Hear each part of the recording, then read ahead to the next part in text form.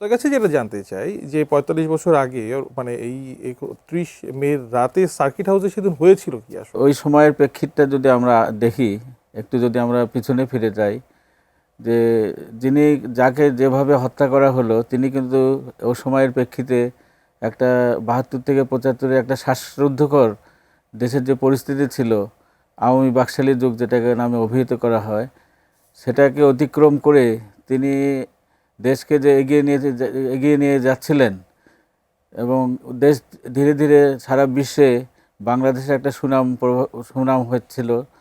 এর প্রেক্ষিতে দেখা গেল দেশে বিদেশে বেশ কিছু চক্রান্ত শুরু হয়ে গেছিল এই সময়। এই চক্রান্তেরই একটা অংশ হিসেবে আমার বিশ্লেষণে যে উনি যে দেশকে নতুনভাবে গড়ার যে তিনি প্রক্রিয়াটা শুরু করলেন, তিনি ওখানেও কিন্তু গিয়েছিলেন ওই কারণে যে দলের মধ্যে যে ধরনের পরিবেশ ছিল সেটাকে দূর করা। একান্ত এখন যেমন তার পুত্র তারেক রহমান যেভাবে যে কোনো জায়গায় ছুটে যান, তিনিও কিন্তু ওইভাবে সেখানে গিয়েছিলেন। যে এতটা যে ষড়যন্ত্র ছিল এটা হয়তো উনি বুঝতে পারেননি। সেই হিসাবে সেখানে তিনি যে রাত্রি যাপন করলেন, এই রাত্রি যাপন করার প্রেক্ষাপটে সেখানে যে নিরাপত্তাটা নেওয়া দরকার ছিল, সেই নিরাপত্তাটা কিন্তু ওখানে ছিল না। এটার পিছনেও হয়তো একটা ষড়যন্ত্র ছিল। তখন সেনাবাহিনী প্রধান ছিলেন জেনারেল এরশাদ। আমাদের ওই সময়কার কিছু পত্রপত্রিকার ভাষ্য অনুযায়ী আমরা জেনেছি যে জিয়াউর রহমানকে উনিও কিন্তু ওখানে যেতে না করেছিলেন, বারণ করেছিলেন। কিন্তু কেন বারণ করলেন, জিয়াউর রহমান কিন্তু এই বিষয়টা চট্টগ্রাম সার্কিট হাউসে তিনি যেন না ওঠেন, রাত্রি যাপন না করেন, চলে আসেন উনি। কিন্তু উনি সেটা না মেনেই তিনি ওখানে রাত্রি যাপন করেছিলেন, দলের নেতাদের সঙ্গে আলোচনা করেছিলেন অনেক বিষয়ে, এবং একটা মানে নির্বিলিতে উনি রাত্রি যাপনও করেছিলেন। কিন্তু এ সময়ে আমরা দেখি যে যারা সেনাবাহিনীর বিদ্রোহী অংশটা ১৭ জন যে সেনা অফিসার একটা জিপে করে ওখানে প্রবেশ করেছিল, এবং ওই সময় দেখা গিয়েছিল যে একেবারেই নিরাপত্তাহীন অবস্থা ছিল। কেন এটা নিরাপত্তাহীন থাকলো সে বিষয়টাও কিন্তু পরবর্তীতে তদন্ত করা হয়নি। এখন আমরা দেখি যে ৪৫ বছর পর যাকে গ্রেপ্তার করা হলো, তিনি কিন্তু ওই সময় একেবারে জিয়াউর রহমানের কাছাকাছি থেকেই তাকে কিন্তু গুলি করেছিলেন।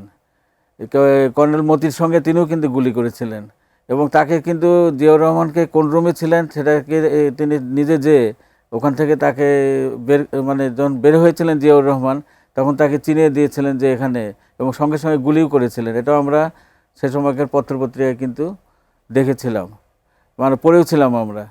তো এই এত বড় একজন যে তারপর যে বিচারের যে ব্যবস্থা করা হয়েছিল সেটা শুধু ওই সামরিক আইনে বিচারটা হয়েছিল। এর মাঝে সেখানে উনি কিন্তু ৩ জন সামরিক কর্মকর্তার মধ্যে মোজাফফর আহমেদও কিন্তু ওখানে, মোজাফফর হোসেনও কিন্তু ওখানে আবার গিয়েছিলেন। যে জিয়াউর রহমানের সঙ্গে যে তার যে সুটকেসটা ছিল, কাগজপত্র, এগুলো তন্ন তন্ন করে খুঁজে তার লাশটা সাদা কাপড়ে আবার ঢেকে নিয়ে মুড়িয়ে নিয়ে আরও ২ জন সেনা কর্মকর্তা ওখানে মারা গিয়েছিলেন, তাদেরকে নিয়ে একটা জিপে করে তারা চলে গিয়েছিলেন অন্য জায়গায়। এবং এটাও তিনি ঘোষণা এরশাদকে খবরটা যেভাবে দিয়েছিলেন যে the president had been killed, এই মোজাফফর হোসেনই কিন্তু জেনারেল এরশাদকে জানিয়েছিলেন। এবং মোজাফফর আহমদের সঙ্গে জেনারেল এরশাদের একাধিকবার যে ৩০ মের আগে কিন্তু দেখা হয়েছিল। কি দেখা হয়েছিল, একজন সাধারণ সেনা কর্মকর্তার সঙ্গে তিনি কি আলাপ করেছিলেন, এই বিষয়গুলো কিন্তু তদন্ত করে দেখা হয়। মুজাফফর হোসেন তো তখন মেজর র্যাঙ্কে, মেজর র্যাঙ্কে, আর উনি তখন সেনাপ্রধান। একজন সাধারণ সেনা কর্মকর্তার সঙ্গে তিনি কি আলাপ করলেন, এই বিষয়গুলো কিন্তু সে সময় তদন্ত ঠিকভাবে হয়নি। এরপরে অনেক সরকার এসেছে, অনেক সরকার চলে গেছে, কিন্তু পুঙ্খানুপুঙ্খানুভাবে এই বিষয়টা কিন্তু সামনে নেওয়া হয়নি। বিএনপি সরকারও ক্ষমতায় ছিল, তারাও আর এদিকে অতটা মনোযোগী হয়নি।